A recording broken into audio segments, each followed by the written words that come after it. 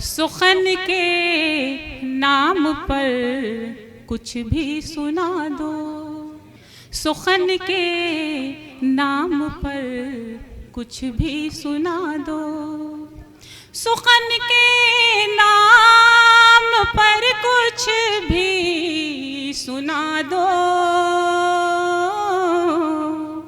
यही मेयार अब है शायरी का, यही मेयार अब है शायरी का।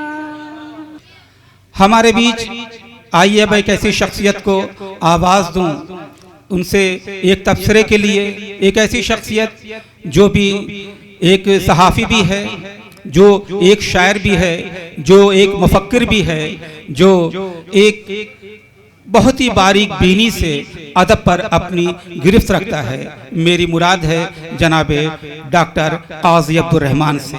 मैं मुल्तमिस हूँ कि यहाँ पर डॉक्टर काजी अब्दुर्रहमान साहब आए और यकीनन आप उनकी गुफ्तगू से जब मुस्तफ़ीज़ होंगे, उनसे रूबरू होंगे तो ये लगेगा कि यकीनन गोरखपुर की सरजमी पर एक उर्दू बोलने वाला बड़ी हुस्न खूबी से, बड़ी खूबसूरती से अपना इजहार ख्याल करता है। आपकी बेहतरीन समातों के हवाले जनाब डॉक्टर काजी अब्दुर्रहमान।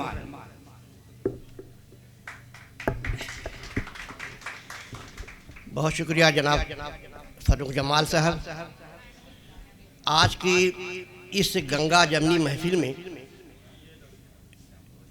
बड़ी खुशी हो रही है कि मुअज़्ज़िज़ शुराए कराम के अलावा वो अदबी हस्तियाँ भी मौजूद हैं जिन्होंने अपने कलम से कम चिराग जलाने के काम किए हैं, जिसकी रोशनी हमें मालूम होती है। मैं इस तकरीब की सदारत कर रहे मारूफ मारिज डॉक्टर अजीज़ अहमद साहब और स्टेज पर मौजूद दुनियाए अदब और उरूस अदब पर भी अपनी गिरफ्त रखने वाले डॉक्टर अखिलेश जी IAS और हमारी पांडे जी जो मेयर हैं, इन सब का इस्तकबाल कर रहा हूँ और डॉक्टर करीम कैसर साहब को और मोहतरमा अतीक नुसरत साहिबा को मुबारकबाद देना चाहता हूँ कि जिनकी काविशों से यह महफिल आरास्ता हो सकी है, सच सकी है। इस महफिल में जो मजमूए कलाम के रस्म इजरा के लिए मुनक़िद की गई है, हम ये सब उसके इस्तकबाल के लिए और उसे खुशामदीद कहने के लिए यहाँ यकजा हुए हैं। जाहिर है कि यह हमारी दुनिया में दो नए चिराग आए हैं और इससे ये अंदाज़ा होता है कि गोरखपुर का जो अदबी आतशकदा है वो कभी सर्द नहीं पड़ेगा। इसके ये आतशकदा भी सर्द नहीं पड़ने वाला है। इसके खाकस्तर में बहुत सी चिंगारियाँ रोशन हैं, उसमें एक रोशन चिंगारी का नाम नुसरत अतीक है। मैं उनको बहुत मुबारकबाद देता हूँ।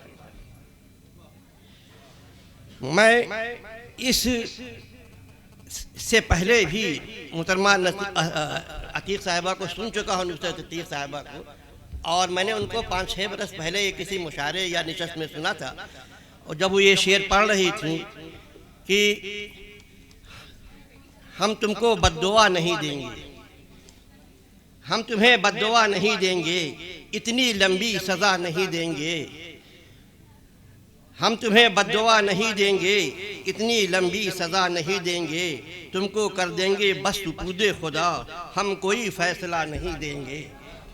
ये शेर मैंने सुना तो जो पहली चीज़ जिसने हमें मुतासिर किया वो ये कि बस सुपुर्दे खुदा का जो लफ्ज़ था, इसकी जो बर्जिस्तगी थी वो यकीनन उनकी शेरी सलाहियतों का एतराफ़ था। इसके अलावा मैं ये कहना चाहूँगा कि डॉक्टर करीम कैसर साहब के हवाले से उनके 2 मजमूए कलाम जब मेरे पास आए तो मैंने उसको दस्ता दस्ता पढ़ा। सुनने और पढ़ने में बड़ा फ़र्क हुआ करता है। पढ़ने के बाद जो मेरे ऊपर जो तासुर कायम हुआ वो दरअसल इसी यादों की रेज़गारी के पढ़ने से जो उनका दूसरा उर्दू में जो मजमूआ आज इसका आज रस्म इजरा हुआ है उससे अंदाज़ा हुआ। 208 सफ़ात पर मुश्तमिल ये मजमूआ कलाम है, जिसमें 1 नात, 9 क़तात, 3-4 नज़में और बेशतर गज़लें। जाहिर से बात है, इससे पढ़ करके ये भी अंदाज़ा हुआ कि हमारे शहर गोरखपुर की इल्मी और अदबी तारीख़ जो हमारे नाक़िस में है 1 सदी की, उसमें नुसरत अतीक साहिबा वो पहली ऐसी खातून तख्लीक़कार हैं जिनके शेरी मजमूए मुसलसल शाया हो रहे हैं और जिन्होंने दुनिया अदब गोरखपुर में अपनी मुसलसल मौजूदगी का एहसास कराया।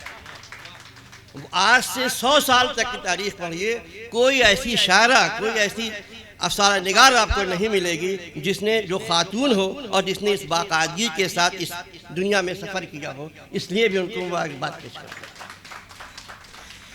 इसके हवाले से एक बात और कहना चाहूँगा कि हमारे अनिल राय साहब नहीं हैं, वरना हिंदी में तो नारी विमर्श पर बहुत कुछ किताबें लिखी गईं, उसके विशेषांक शाया हुए, लेकिन हमारे वहाँ जो उर्दू अदब है या उर्दू माशरा है, वहाँ हमारी बहस लड़कियों की तालीम और हिजाब के दरमियान कहीं गोते लगा रही है। हम पीछे रह गए हैं, हम उसके बहुत पीछे रह गए हैं और यही वजह है कि हमारे वहाँ खातून शायरात झिझकती हैं अदब की महफिल में आने में या अदबी शेरी तख्लीक करने में या उसके इजहार में। ये हिम्मत, ये हौसला दिखाया मोहतरमा नुसरत अतीक ने, क्योंकि वो बुनियादी तौर पर शायर हैं, फितरी तौर पर शायर हैं, उनके डीएनए में शायरी है। वो अगर शायरी न करती तो अपने आप से खुद अपने आप से दगा करती। तीसरी अहम बात यह है कि इस मजमूए कलाम को आप पढ़िए, शुरू से आखिर तक तो लगता है कि एक औरत है जो पूरे मजमूए में छाई हुई है, जिसकी आवाज़ छाई हुई है। ये वो औरत है जो कमज़ोर नहीं है, ये वो औरत है जो 21वीं सदी की औरत है, ये वो 21वीं सदी जो हसीन है, खूबसूरत है और खौफज़दा भी है, जिसके दामन में बहुत से तखरीब भी है और बहुत से तामीरी पहलू भी है। वो 21वीं सदी है कि जहाँ पर अखलाकियात, मजहबियात, अदबियात को पसे पुष्ट डाल दिया गया है और जहाँ फ्रंट सीट पे, ड्राइविंग सीट पर सिर्फ माशियात है। और ये वो अदबी सदी है जहाँ 1700 करोड़ रुपए की शादी होती है और जहाँ बहुत से सेलिब्रिटीज हाथ बांधे खड़े हुए नजर आते हैं। उस सदी में शायरी करना एक मुश्किल तरीन काम है। और हमने आपसे कहा ना कि जहाँ बड़े बड़े सेलिब्रिटीज हाथ बांधे खड़े नजर आते हैं, जफर गोरखपुरी का शेर याद आता है। उन्होंने बरसों पहले ये कहा था कि अब भीख मांगने के तरीके बदल गए, अब भीख मांगने के तरीके बदल गए। लाजिम नहीं कि हाथ में कासा दिखाई दे, लाजिम नहीं कि हाथ में कासा दिखाई दे। चल जिंदगी की जोत जगाएं अजब नहीं, चल जिंदगी की जोत जगाएं अदब नहीं, लाशों के दरमियां कोई रास्ता दिखाई दे। मुझे लगता है कि चलती फिरती परछाइयों और बेज़मीर हो चुके इंसानों के दरमियान जिंदगी और असली रूह की इंबसात की तलाश ही, उसकी जुस्तजू ही हमारी नुसरत अतीक की शेरी काविशों का सबसे बड़ा सरमाया है, वही उनकी मंजिल है। वो इस सफ़र में आगे बढ़ती हैं तो कभी अपने आप से उलझती हैं, दस्तो गरेबा होती हैं खुद से, कभी गिरदोपेश के हालात से उलझती हैं, कभी वो हारती हैं, कभी जीतने की कोशिश करती हैं, कभी टूटती हैं, कहीं बिखरती हैं, कहीं यकीन की सूरत उभरती हैं और ये कहती हैं दिल नाउम्मीद तो नहीं नाकाम ही तो है, दिल नाउम्मीद तो नहीं नाकाम ही तो है, लंबी है शाम गम मगर शाम ही तो है। और यही वजह है कि उनकी शायरी में एक ज़िंदगी की तवानाई मिलती है, एक रोशनी मिलती है। नुसरत अतीक के अशार उनके बातिन का इजहार है, उनका बातिन आमाजगाह है उन तमाम हादसात का, उन तमाम गिरदोपेश में गुजर रही हालात का जो आज 21वीं सदी की है। वो 21वीं सदी जो डिस्पोजल कल्चर के बतन से बाहर आई है, जो उसके कोख से जन्मी है, जहां हम रिश्तों को भी टिश्यू पेपर की तरह इस्तेमाल करके डस्टबिन में डाल देते हैं, उस 21वीं सदी में रिश्तों के एहतराम के लिए नुसरत अतीक का वहाँ एक तड़प मिलती है। मैंने उनको बहुत गौर से पढ़ा तो मुझे एहसास हुआ कि जैसे उनके अंदर वो एक आज़ाद ज़मीर की आज़ादी की शायर है, और ज़मीर की आज़ादी को बनाए रखना इस सदी में सबसे बड़ा चैलेंज है, क्योंकि आज इंसान खुद इंसान का शिकार कर रहा है। आज खुद इंसान का शिकार कर रहा है। बड़े बड़े सरमायादार जाल फेंक रहे हैं, उन्हें मछलियाँ नहीं, उन्हें हमें इंसान अजीज़ है, और उसके ख़िलाफ़ कलम से जिहाद करना और उसके लिए माहौल बनाना बहुत बड़ा काम है। मैंने अर्ज़ किया था कि उनके अशार उनके बातिन का इजहार है। मैं चाहता हूँ कि मैं कुछ अशार उनके पेश करूँ ताकि आपको इसका अंदाज़ा हो सके। मेरी सांसों में क्या गम भरा था, मेरी सांसों में क्या गम भरा था, अजब नगमा सा निकला बांसुरी से। मेरी सांसों में क्या गम भरा था, अजब नगमा सा निकला बांसुरी से। और बहुत दिनों से खामोश है बामुदर नुसरत, बहुत दिनों से खामोश है बामुदर नुसरत। दरीचा फिर भी कोई बेसदा नहीं लगता, दरीचा फिर भी कोई बेसदा नहीं लगता। घुटन अंदर की आ जाती है बाहर, घुटन अंदर की आ जाती है बाहर। मुझको मज़ा आता है शायरी में, घुटन अंदर की आ जाती है बाहर। मुझको मज़ा आता है शायरी में, और बज़ाहिर गम दिखाई तो नहीं देता है नुसरत। बज़ाहिर गम दिखाई तो नहीं देता है नुसरत, मगर इंसान को ये अंदर अंदर तोड़ देता है, मगर इंसान को ये अंदर अंदर तोड़ देता है। मैं नुसरत अतीक के समाजी शऊर की बात करूं तो मैं ये कह सकता हूं कि समाजी शऊर बहुत से चीज़ों से मिल के बनता है। उसमें हमारी अपनी आगही, गिरदोपेश के हालात, समाजियात, माशियात सब कुछ शामिल होते हैं। और नुसरत अतीक उस सदी में शायरी कर रही हैं जब खुद उनके बकौल उनके कि नोट रिश्तों के खर्च कर डाले, नोट रिश्तों के खर्च कर डाले, पास यादों की रेजगारी है। लेकिन ये यादों की रेजगारी बड़ी काम की चीज़ है, क्योंकि दर्द की दुनिया में हमसे भी कुछ रोशनी रही, दर्द की कायनात में मुझसे भी कुछ रोशनी रही। ऐसे मेरी बिसात क्या एक दिया बुझा हुआ। तो दर्द की कायनात रोशन करने वाली इस शायर के लिए मैं बहुत उनको मुबारकबाद देता हूँ। कभी कैफी आज़मी साहब ने एक बार ये कहा था कि उठ मेरी जान मेरे साथ ही चलना है तुझे। उन्होंने ख़वातीन को मुतारिफ़ करते हुए कहा था। मैं आज जब ये पढ़ रहा था तो मुझे लगा कि नुसरत अतीक साहबा इस मंजिल से आगे निकल चुकी हैं। अब उनको एहसास हो चुका है कि हमारे आसपास जो सदी है, जो हमारा सिस्टम है, वो हमें खुद मुख्तारी, हमारी मुनसिफाना आज़ादी हमें देने के लिए तैयार नहीं है। शायद इसीलिए वो अपना रास्ता खुद बनाने के लिए बेताब है। और मुझे यकीन है कि बहुत जल्द इनके 2 मजमूए ये आए हैं। तीसरा मजमूए कलाम है, दूसरा वाला मैंने नहीं देखा है।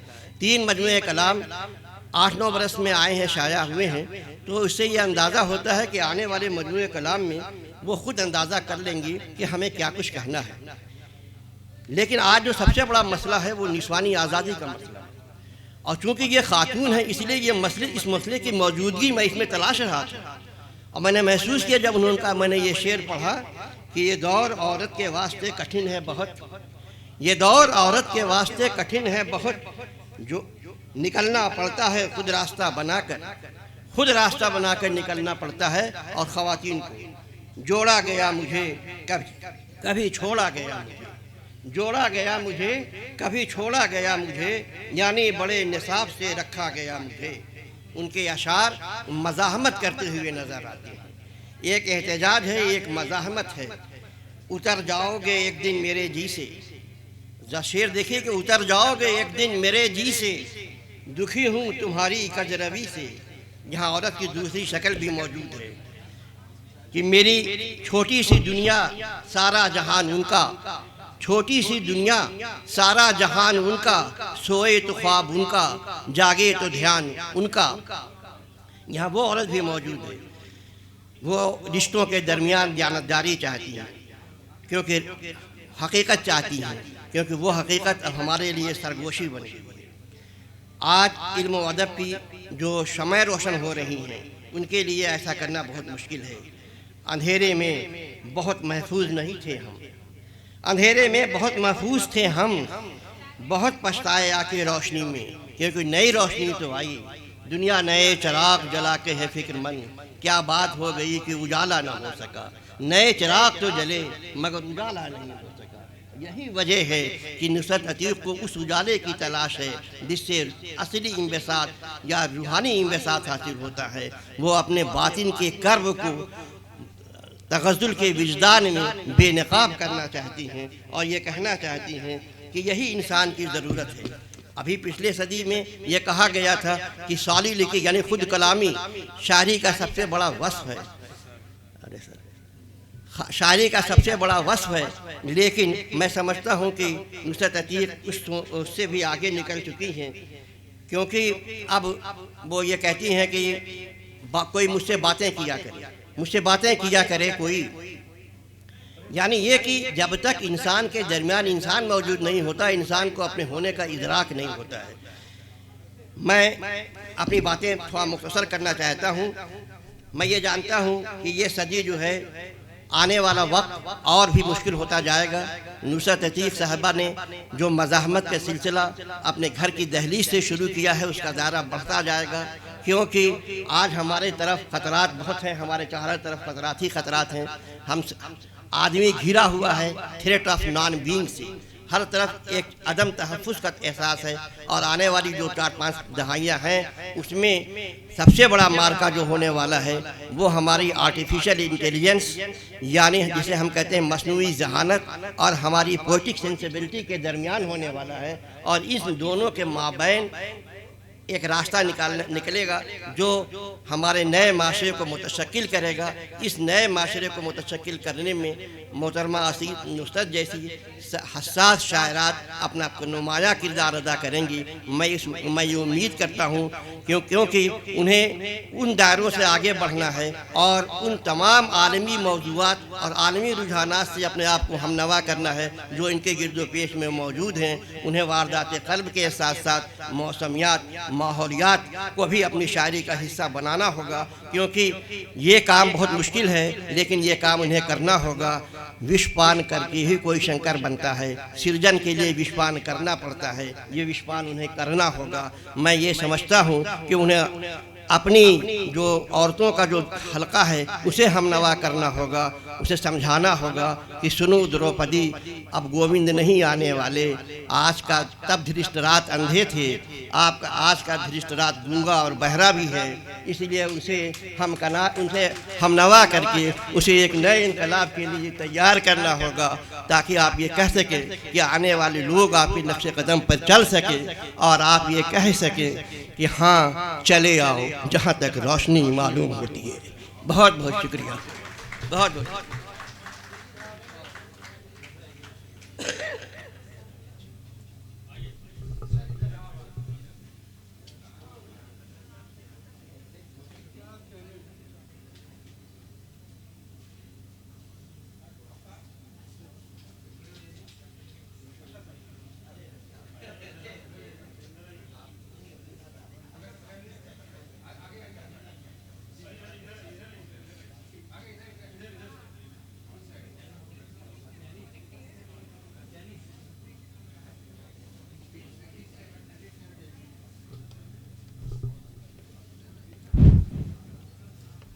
हमारे बीच डॉक्टर कात्यायनी सिंह हैं, बहुत अच्छी कहानीकार हैं, कई किताबें इनकी कहानियों की हैं।